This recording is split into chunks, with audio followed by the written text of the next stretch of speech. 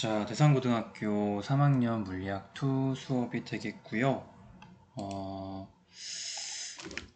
자, 탐구 A와 B반이 있고, 앞으로 수업은 대략 30분 정도 PPT 영상을 보고, 그 다음에 문제 프린트를 수행하는 것으로 진행을 하겠습니다. 자, 앞서 담임 선생님들한테 설명을 드렸겠지만, 자기만의 시간표대로 수업 진행이 가능하니까요.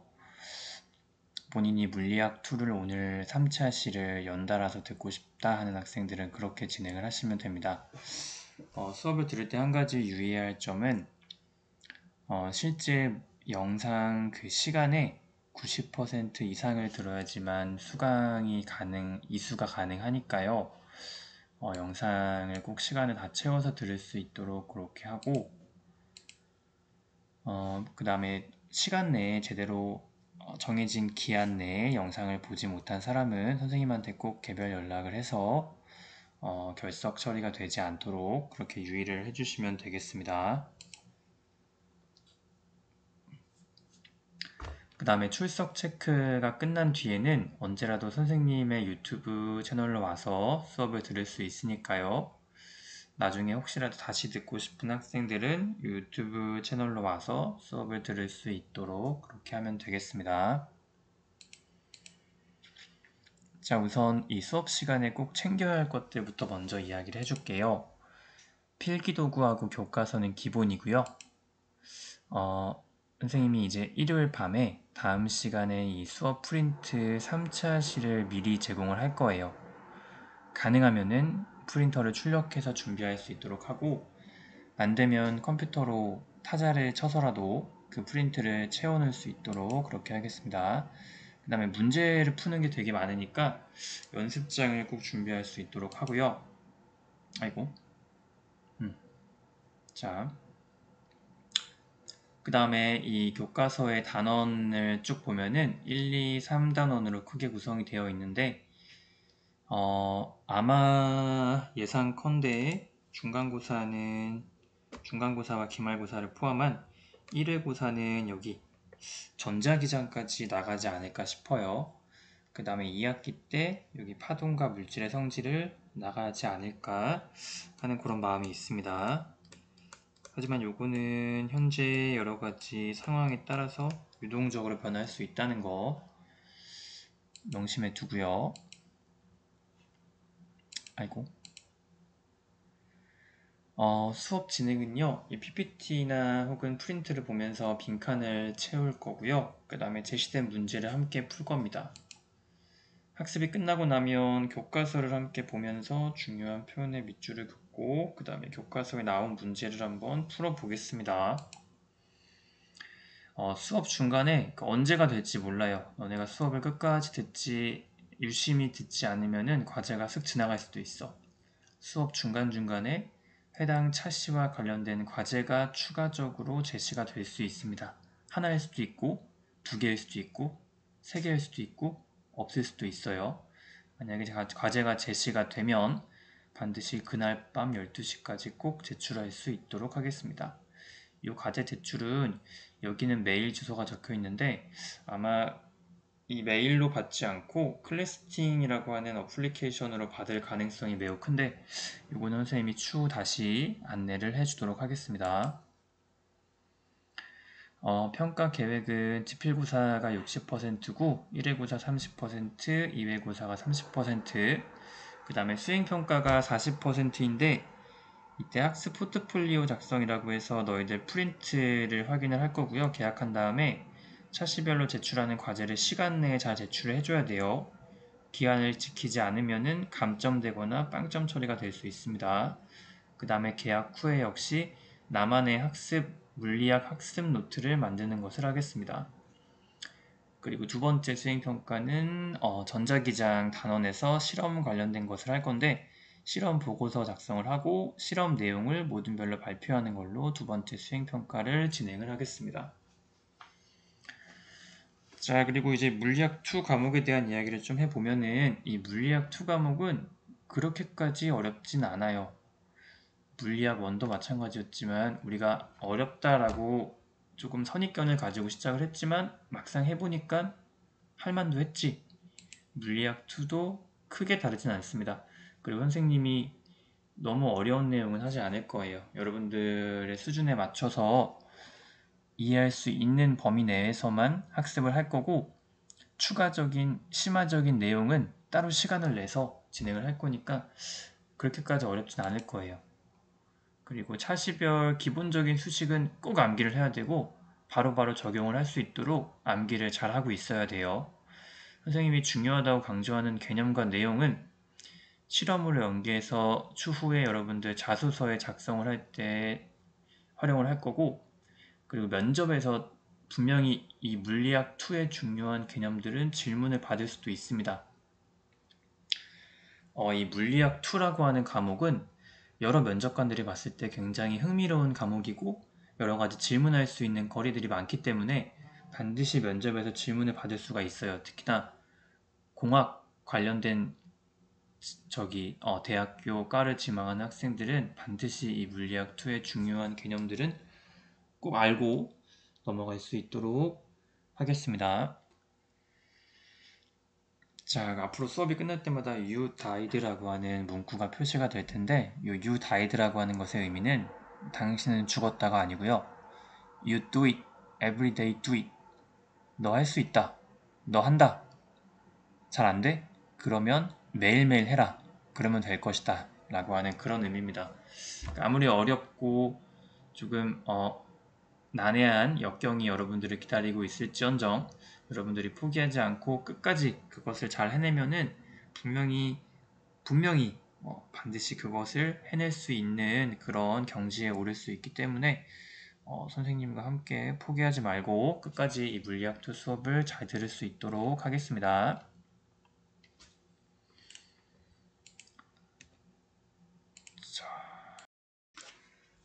그러면 선생님이 앞서 제시한 이 프린트를 꺼내서 한번 함께 학습을 해보도록 하겠습니다. 자, 일단은 여기 학번과 이름을 적어 주시고요. 우리 1단원 역학적 상호작용의 힘과 운동, 그 중에서 힘의 합성과 분해라고 하는 단원을 학습해 보도록 하겠습니다.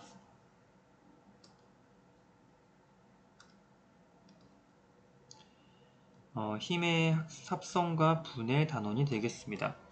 우리가 이제 힘이라고 하는 거는 합성, 더하는 것이 가능하고요. 분해, 나누는 것이 가능한데 그것이 어떠한 의미를 가지고 있는지 함께 학습을 해보도록 하겠습니다. 여기 지금 보니까 이 물리학이라고 하는 것은 자연에서 일어나는 다양한 현상들을 탐구하는 학문이라고 나와 있어요.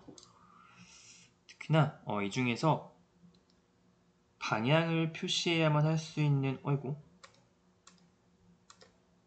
방향을 표시해야만 할 수 있는 명확한 설명을 할 수 있는 고러한 개념들이 있는데 이게 무슨 말인고 하니까 이 물리학의 물리량을 표현하는 그런 두 가지의 개념이 있는데 하나는 스칼라량이고요. 두 번째는 벡터량이에요. 이 스칼라량이라고 하는 것은 방향은 존재하지 않고 크기만을 갖는 물리량을 스칼라라고 하는 겁니다. 자, 크기만을 갖는 건데 여기에 어떤 것들이 있냐면 길이가 있고요. 그 다음에 온도라고 하는 개념이 있고 그리고 질량, 여기 온도가 있네요. 다시 선생님이 좀 사용이 이게 미숙한데 이해해 주세요. 길이가 있고 질량 같은 것들이 있고 그 다음에 속도가 아니라 속력이라고 하는 게 있어요. 속력.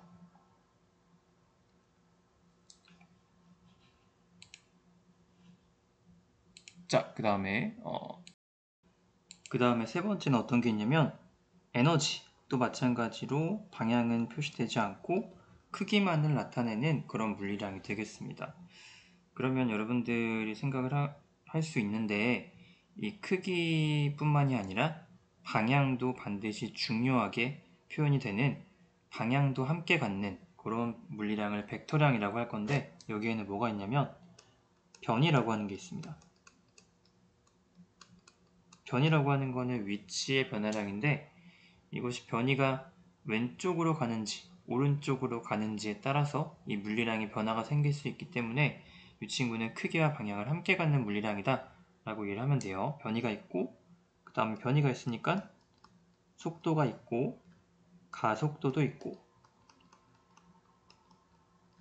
F는 ma에 의해서 힘도 있고 그 다음에 마지막으로 운동량이라고 하는 것도 있습니다. 힘이라고 하는 개념으로 설명을 해보자면 힘은 왼쪽으로 힘이 작용할 때와 오른쪽으로 힘이 작용할지에 따라서 이 결과가 달라지는 그러한 물리량이기 때문에 힘은 벡터에 속하는 거예요. 이 스칼라라고 하는 거는 방향은 중요하지 않고 방향은 존재하지 않고 크기만을 갖는 물리량을 스칼라량이라고 하는 것이고 그 다음에 크기뿐만이 아니고 방향까지 함께 갖는 물리량을 벡터량이라고 하는 겁니다. 이 두 가지는 꼭 구분을 잘 할 수 있어야 돼요. 그래서 이제 그 다음으로 넘어가 보면은 이 벡터량을 표시할 때는 일반적으로 아이고 여기 지금 글자가 누락이 됐는데 이걸 좀 적어주세요. 벡터량을 표시할 때는 굉장히 요렇게 너무 두꺼운데?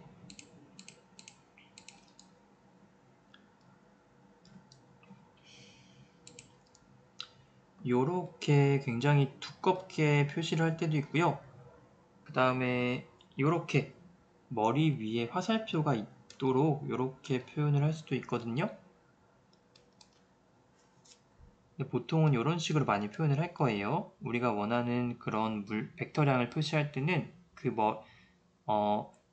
물리량을 표현하는 알파벳 위에 이렇게 화살표가 표현되게 이렇게 표시할 건데 한번 해볼게요. 변이부터. 변이라고 하는 거는 위치의 변화이기 때문에 우리가 x라고 표현을 했어요. 근데 거기 위에 이렇게 화살표를 그리면은 변이에 대한 벡터량을 표시하는 거예요.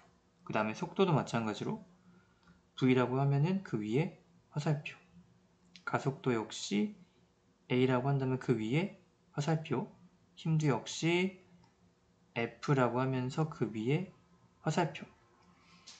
그 다음에 운동량이 공식이 어떤 거였지? P는 MV였습니다. 여기에서 V가 벡터이기 때문에 P도 당연히 벡터가 되겠죠. 이렇게 표현을 해주면 되겠습니다. 그리고 이 벡터량의 크기는 절대값을 씌워서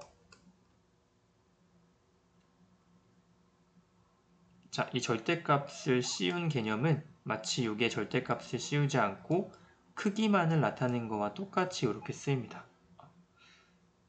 자, 절대값을 씌워버리면은 이 벡터의 크기만을 표현하는 거예요. 그래서 마치 화살표를 쓰지 않은 그 원래 그 물리량이 나타내는 크기와 똑같이 표현을 한다는 거 이것도 잘 알아두시면 되고요. 자, 그 다음에 넘어가서 여기 지금 아래 보면은 모눈종이가 나와 있는데 여기에 지금부터 한번 이 벡터를 표현을 해 볼 거예요. 여기 지금 칸을 잘 맞춰가지고 그려야 할 건데 잘 따라서 한번 그려보세요. 자, 여기 점을 시작으로 해서 어이구 너무 큰데? 자, 여기 점을 시작으로 해서 화살표를 요렇게 한번 그려볼게요. 요렇게.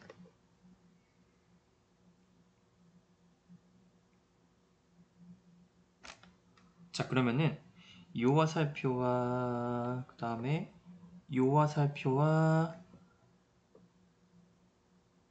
요 화살표는 어떨까요? 요 세 가지는 1번, 2번, 요 3번 요 세 가지의 벡터는 당연히 동일한 친구들이겠죠. 같은 크기와 같은 방향을 가지기 때문에 동일한 벡터입니다. 그런데 자, 이번에는 요렇게 하나, 둘, 세 개 지나서 다섯, 여섯, 일곱 개까지 요렇게 지나갔습니다. 이게 지금 평행하지가 않은데 이 친구를 4번이라고 한다면 이 4번 친구는 1번 친구의 몇 배지? 1번 친구의 2배가 되겠습니다. 이 수식이 어떤 걸 의미하는지 이해가 되죠? 2배가 된다는 뜻이에요. 그 다음에 이번에는 이렇게 한번 그려볼게요. 이 친구는 5번이 되겠지? 그러면 이 5번 친구는 1번 친구와 크기는 같지만 방향은 반대가 되겠죠. 그래서 이 5번 친구는 1번 친구와 마이너스 관계, 이런 식으로 우리가 직관적으로 이 벡터라고 하는 것, 화살표를 표현을 할 거고, 이 화살표는 같은 크기와 방향인 친구들은 같은 벡터이고, 그 다음에 길이가 2배로 늘어났으니까 2배만큼 커다란 벡터이고, 그리고 반대 방향인 경우에는 마이너스를 붙여가지고 표현을 해주고, 이런 식으로 직관적으로 우리가 이해를 잘 해주면 되겠습니다.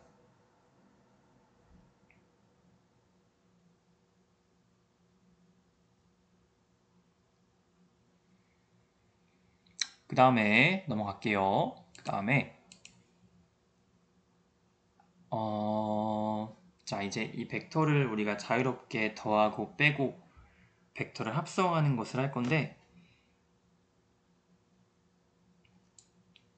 자, 여기서 지금 둘 이상의 벡터를 갖는 같은 효과를 갖는 하나의 벡터로 나타내는 것을 벡터의 합성이라고 한다. 벡터의 합성에는 두 가지 방식이 있는데, 평행사변형법이 있고 삼각형법이 있습니다. 이 두 가지를 다 기억을 하고 있어야 되는데, 이 두 개의 벡터 A와 B를 이웃한 두 변으로 하는 평행사변형을 그리고 이 평행사변형의 대각선이 벡터의 합이 된다 라고 나와 있고요. 그 다음에 삼각형법은 B의 시작점을 A의 끝점으로 평행이동을 시켜서 A의 시작점과 B의 끝점을 연결한 화살표가 벡터의 합이 된다. 자, 무슨 말인지 잘 모르겠는데 이거를 한번 직접 그려보면서 이해를 해볼게요. 다음 장 넘기면은 이렇게 지금 또 모는 종이가 나와 있는데, 먼저 평행사변형법이 어떤 건지 한번 같이 그려보겠습니다. 화살표를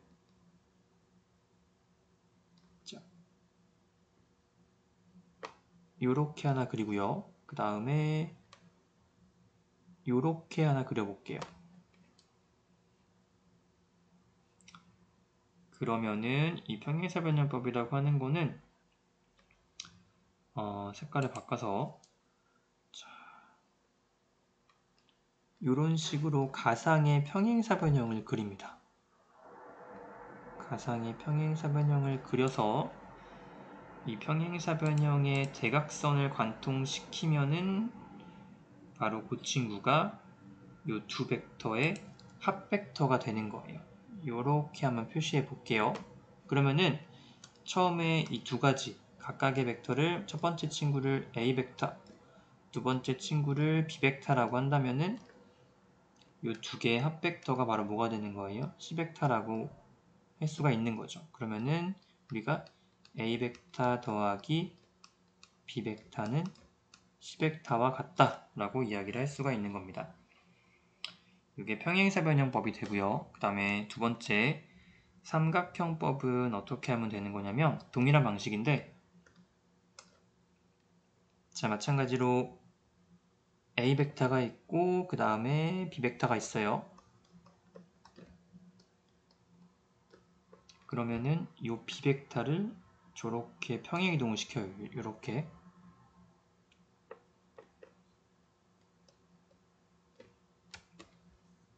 자, 지금 새로 그린 B 벡터는 원래 B 벡터와 같은 크기, 같은 방향이기 때문에 동일한 벡터이고요. 그러면 A 벡터와 B 벡터를 더한 것이기 때문에 자연스럽게 C 벡터는 이렇게 되겠죠.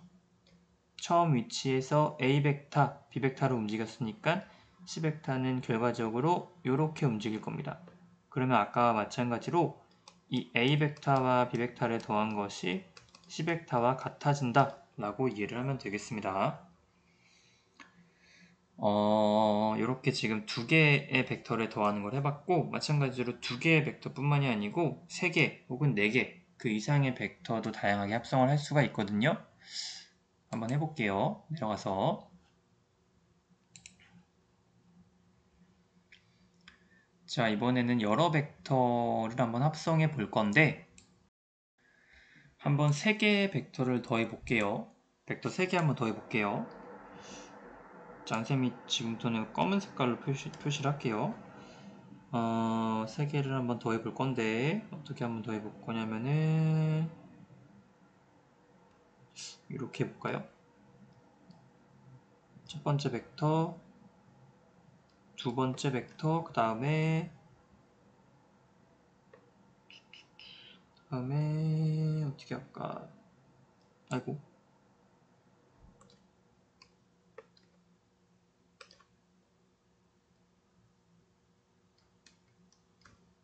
이렇게 3개의 벡터가 있다고 했을 때 이 3개를 한번 더해 볼게요. 자, 첫 번째 벡터를 A 벡터, 두 번째 벡터를 B 벡터, 세 번째를 C 벡터라고 할게요. 그러면은 우선은 하나씩 더하는 거야. A와 B를 먼저 한번 더해 볼게요. 자, 평행사변형법을 이용해서 A와 B를 더해주면은 자연스럽게 어떤 벡터가 되냐면은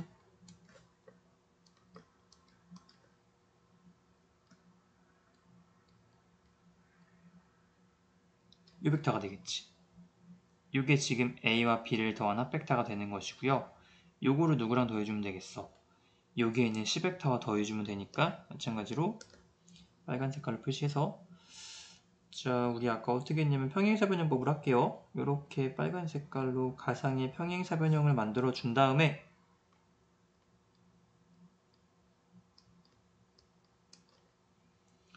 처음과 끝을 자연스럽게 연결해 주면은 이렇게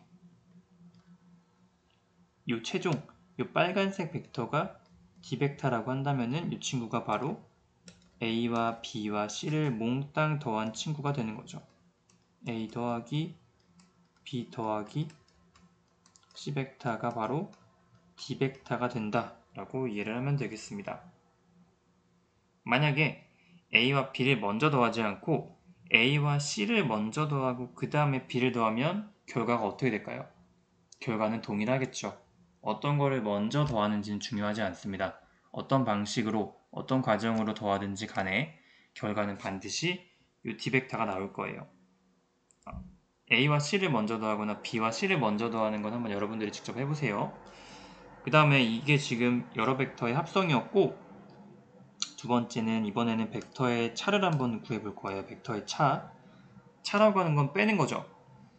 근데 뺀다고 하는 개념이 우리가 알고 있는 개념은 이제 원래 어떤 값에서 어떤 값만큼 이렇게 감소시키는 건데 벡터에서의 뺄셈은 빼는 것이 아니라 마이너스 벡터를 더하는 것과 똑같아요. 이게 무슨 말이냐면 만약에 여기에 이렇게 A 벡터가 있고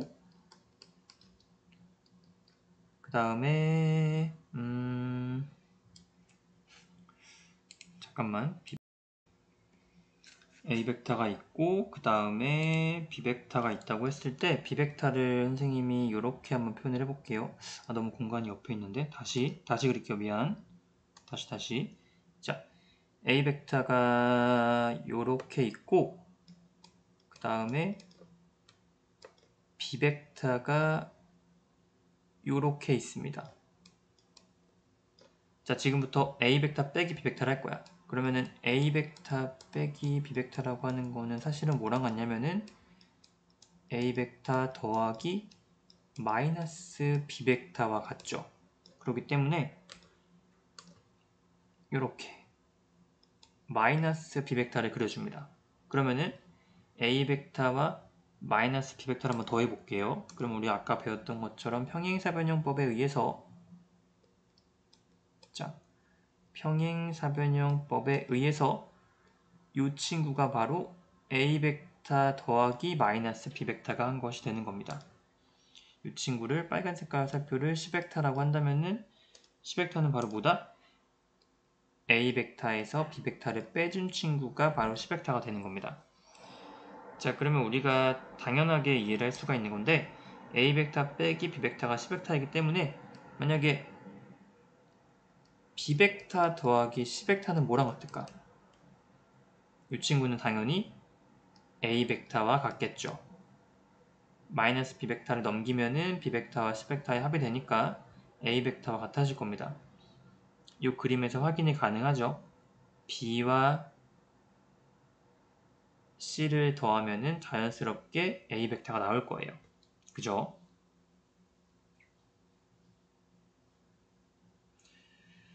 자, 그래서 이제 우리가 벡터의 차까지 공부를 해봤고, 그 다음으로 넘어가기 전에 잠깐만 위쪽으로 올라가서 왼쪽에 조그만한 문제가 있어요. 이 문제를 한번 같이 풀어볼게요. 1번 가로를 보면은 이 크기와 방향을 함께 나타내는 물리량은 뭐다? 크기와 방향이니까 벡터가 되겠죠. 물리량은 벡터이다 혹은 벡터량이다. 벡터량이다 라고 이야기를 해주면 되고, 그 다음 넘어가서 이 두 번째 문제가 좀 중요한데, 자, 크기가 10N인 힘 F1과 F2가 120도의 각으로 작용을 하면은 물체에 작용하는 합력의 크기는 얼마가 될까? 자, 한번 자유롭게 풀어볼 시간을 쌤이 좀 줄게요. 지금 이 영상을 중지시키지 말고 한번 자연스럽게 풀어보세요.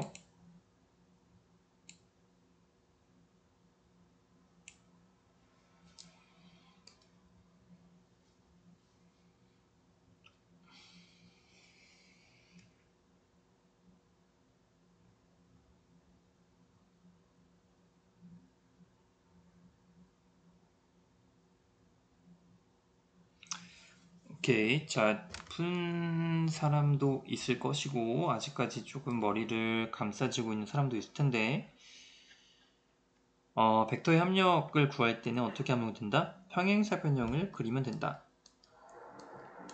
가상의 평행사변형을 그려서 이렇게 더해주면 되는데, 요게 합력이지?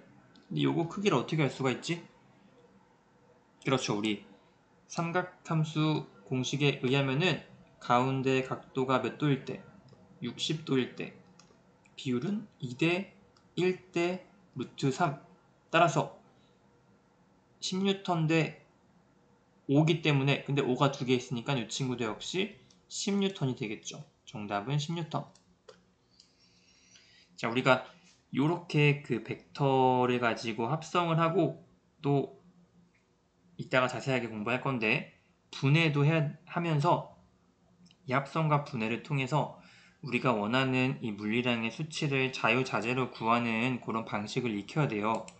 그렇기 때문에 이 삼각함수라고 하는 거를 기본적으로 좀 알고 있어야 돼요. 넘어가서 오늘의 마지막 개념인데, 벡터의 합성을 공부했고, 그 다음에 벡터의 분해 한번 공부를 해볼게요. 벡터의 분해라고 하는 건 합성과 반대겠죠. 이 하나의 벡터를 두 개 이상의 벡터로 나누는 것을 벡터의 분해라고 합니다. 이 벡터의 합성을 만족하는 임의 방향대로 벡터를 분해할 수 있지만, 일반적으로 직교좌표 축을 이용해서 서로 수직인 벡터로 분해를 할 건데요. 이 아래 한번 그려볼게요, 선생님이. 자, 요렇게 좌표 축이 있다라고 가정을 했을 때, x, y가 있다고 했을 때, 이 벡터라고 하는 거는 요렇게 표시가 될 거예요. A 벡터.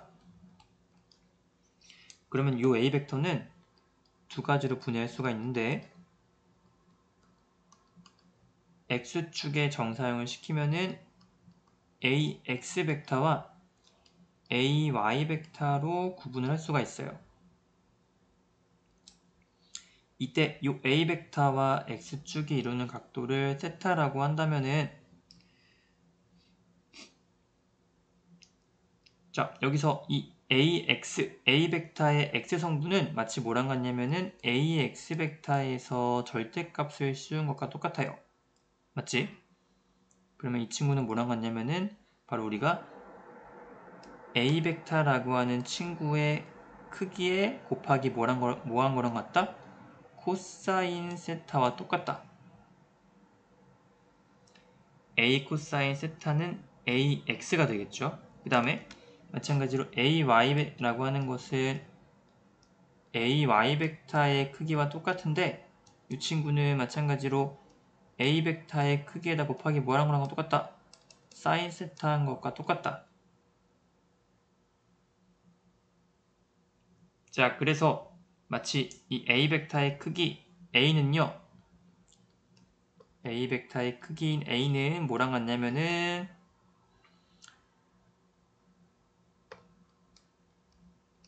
AX의 크기의 제곱 더하기 AY 벡터의 크기의 제곱과 똑같은 거죠. 왜냐하면 코사인 제곱 더하기 사인 제곱은 1과 같으니까. 이렇게 쭉 나와 있는데 이 부분이 조금 어려울 수도 있을 것 같은데 이걸 좀 확실하게 좀 이해를 해야 될 것 같아요. 잠깐만, 쌤이 여기서 좀 실수했는데 여기다가 루트를 씌워줘야 되죠. 왜냐면 이렇게 됐을 땐 나오는 거는 a의 제곱이기 때문에. 자, 그리고 이것도 좀 추가해서 a 벡터의 크기인 a 코사인 세타, 그 다음에 b 벡터의 크기인 a 사인 세타, 여기까지 표시해 줄게요. 자, 요거는 지금 수학이랑 똑같은 건데 이 a 벡터라고 하는 벡터를 x축, y축의 직교좌표계에 이렇게 반영을 해서 a 벡터의 x성분은 a 코사인 세타, 그 다음에 a 벡터의 y성분은 a 사인 세타라고 표현을 할 거고, 이거는 마치 a 코사인 세타의 제곱 더하기 a 사인 세타의 제곱이 a이기 때문에 a 제곱이기 때문에 이 a라고 하는 크기는 루트를 씌우고 a의 x성분의 제곱 더하기 a의 y성분의 제곱과 똑같다 라고 그렇게 이해를 해두면 되겠습니다. 오케이. 자, 그 다음에 이 왼쪽에 지금 조그마한 문제가 하나 있는데 사인 세타가 어떤 값인지 한번 표현을 해볼까요? 뭐분의 뭐지? 사인 세타는 a분의 b죠. 그 다음에 코사인 세타는 뭐지? a분의 c. 탄젠트는 뭐지? c분의 b죠. 자, 그러면 b는 뭘까요? b는 여기다 쓸게요. b는 여러 가지를 표현할 수가 있겠지만 a 사인 세타죠. 그 다음 c는 뭘까요?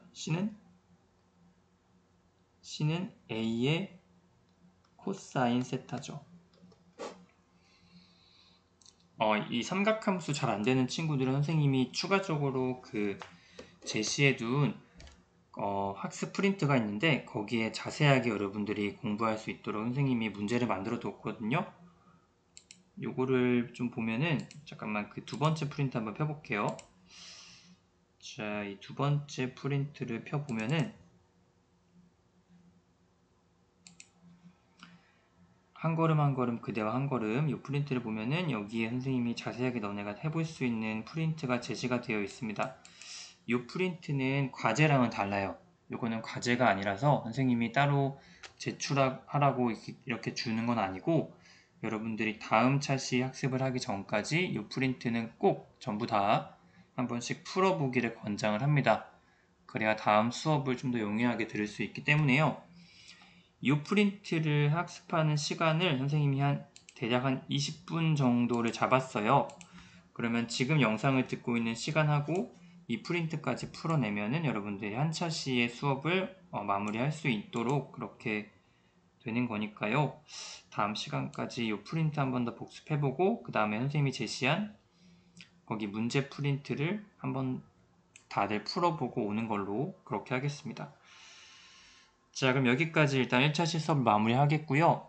이번 차시에는 따로 제시된 과제는 없었습니다. 다음 시간까지 그 문제 프린트만 꼭 풀어서 지금 바로 풀어서 이 한 차시의 수업을 마무리하는 걸로 그렇게 진행을 하면 될 것 같아요. 자, 지금까지 수고 많으셨습니다.